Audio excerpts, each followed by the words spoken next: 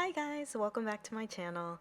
Today I will be showing you how I made my sun and surf soap. For this batch I am using the heat transfer method.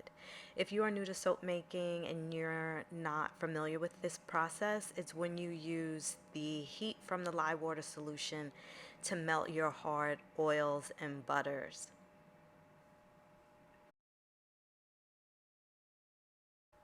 After mixing for a little while by hand, I went in with my stick blender to bring the soap batter to a light to medium trace.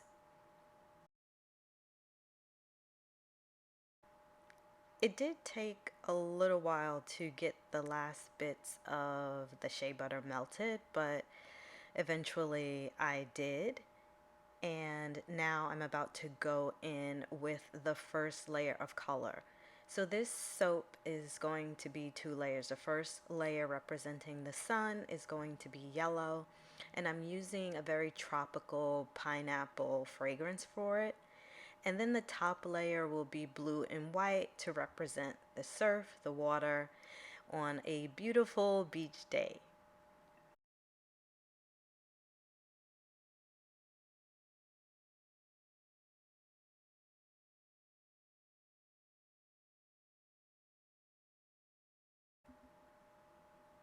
Here I am adding that pineapple fragrance that I mentioned, and I'm getting that all mixed in, going in with the stick blender just to bring it up to trace a little bit more to the consistency that I want right before I pour it into my mold. I'm using a smaller mold than I would generally use. This makes about 10 bars, but I cut them kind of thick, so it really makes about 8 for me. And as you'll see when I cut it at the end, this mold, because it's just silicone, it's not silicone within wood. It doesn't have it doesn't have like a hard shell to keep it from beveling like in the middle. So you'll see when I cut it, the middle part ends up being a bit wider because the silicone stretches with the batter in it.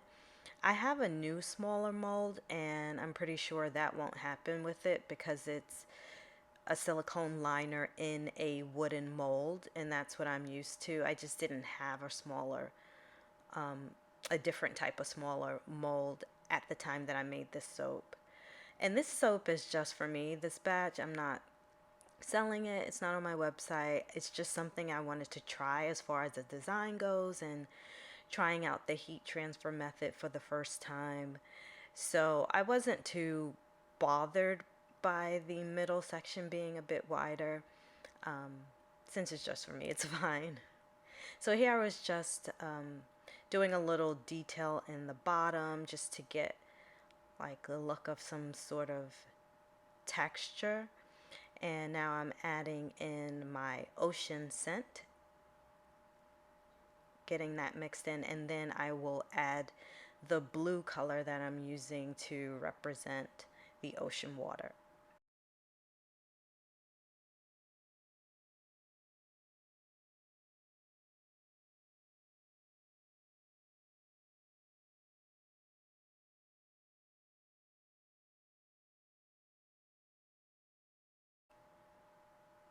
So before I add the blue, I wanted to have one layer of plain soap batter, and then I'll add the blue mica and use the swirling tool to get some pretty good swirls. Now at this point I'm noticing that my batter is getting a bit thicker than I wanted it to, and so I'm just hurrying to get that blue color in and mixing it as quickly as I can, and just pouring it in.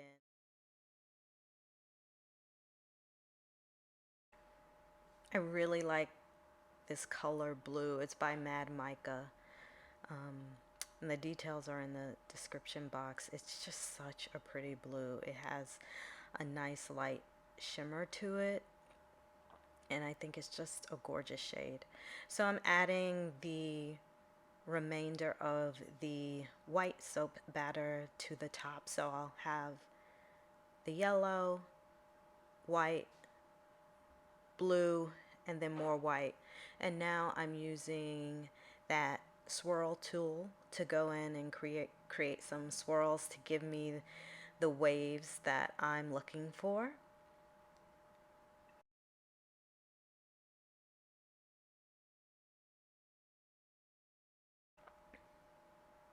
Now I'm just getting the last of the blue out. No soap batter left behind. I'm trying to scrape out every little bit that I can and cleaning up as I go. So now I want to create a design on top of the soap. So I'm just going in with a chopstick and making some swirls, and then I'll go in and do like an an infinity design on top as well. And then I'll just give it another slam on a counter to make sure it's all settled. So here it is done, ready to be unmolded. And you can see what I mean. You see how it's wider in the middle and a bit more narrow at the ends. That's what I was talking about that sort of beveling in the middle with a mold that is not in a hard shell. And now I'm just cutting, so let's see what it looks like on the inside.